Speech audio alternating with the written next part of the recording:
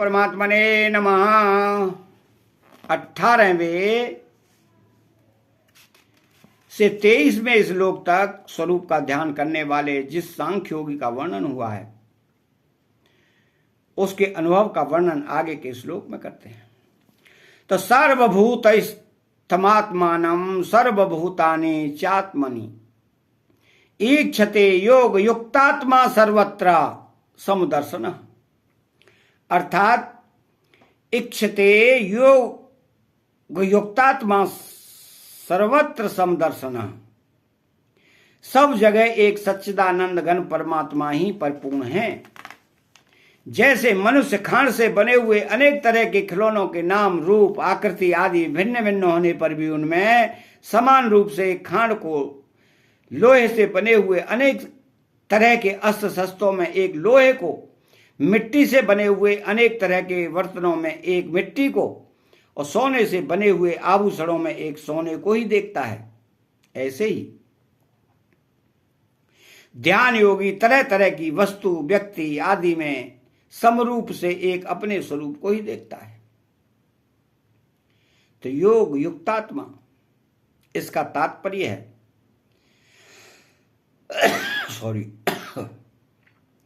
कि ध्यान योग का अभ्यास करते करते उस योगी का अंतःकरण अपने स्वरूप में तल्लीन हो गया है।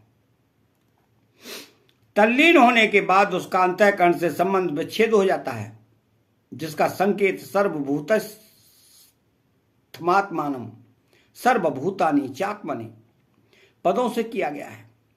तो सर्वभूतस्थमात्मानं वह संपूर्ण प्राणियों में अपनी आत्मा को, अपने स्वरूप को स्थित देखता है। जैसे साधारण प्राणी सारे शरीर में अपने आप को देखता है, अर्थात शरीर के सभी अवयवों में अंशों में मैं को ही पूर्ण रूप से देखता है, ऐसे ही समदर्शी पुरुष सब प्राणियों में अपने स्वरूप को ही स्थित देखता है। किसी को नींद में स्वप्न आए तो स्वप्न में स्थावर जंगम प्राणी पदार्थ देखता है, पर नींद खुलने पर वह स्वप्न की सृष्टि नहीं दिखती। अतः स्वप्न में स्थावर जंगम आदि सब कुछ स्वयं ही बना है। जागृत अवस्था में किसी जड़ या चेतन प्राणी पदार्थ की याद आती है तो वह मन से दिखने लग जाता है और याद हटते ही वह सब दृश्य अदृश्य हो जाता है। अतः याद में सब कुछ अपना मन ही बना है। ऐसे ही ध्यान योगी संपूर्ण प्राणियों में अपने स्वरूप को स्थित देखता है। स्थित देखने का तात्पर्य है कि संपूर्ण प्राणियों में सत्ता रूप से अपना ही स्वरूप है। स्वरूप के सिवाय दूसरी कोई सत्ता ही नहीं है, क्योंकि संसार का एक क्षण भी एक रूप नहीं रहता, प्रत्येक क्षण बदलता ही रहता है। संसार के किसी रूप को एक बार देखने पर अगर दोबारा उसको कोई देखना चाहे तो देख ही नहीं सकता। क्यों?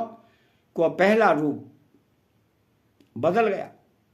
ऐसे परिवर्तनशील वस्तु व्यक्ति आदि में योगी सत्ता रूप से अपरिवर्तनशील अपने स्वरूप को ही देखता है। सर्वभूतानि चात्मनि वह संपूर्ण प्राणियों को अपने अंतर्गत देखता है, अर्थात अपने सर्वगत असीम सच्चिदानंद घन स्वरूप में ही अपने सभी प्राणियों को तथा सारे संसार को देखता है।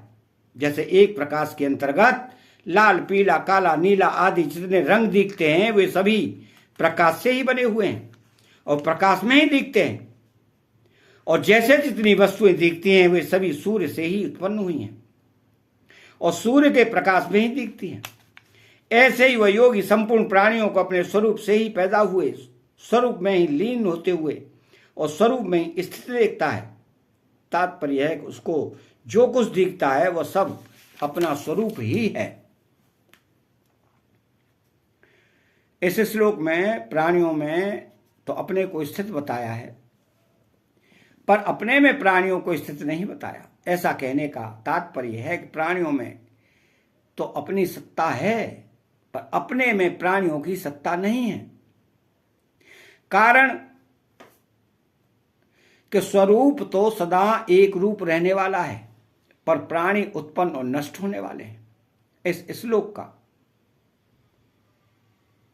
तात्पर्य यह हुआ कि व्यवहार में तो प्राणियों के साथ अलग अलग वर्ताव होता है, परंतु अलग अलग वर्ताव होने पर भी उस समदर्शी योगी की स्थिति में कोई फर्क नहीं पड़ता।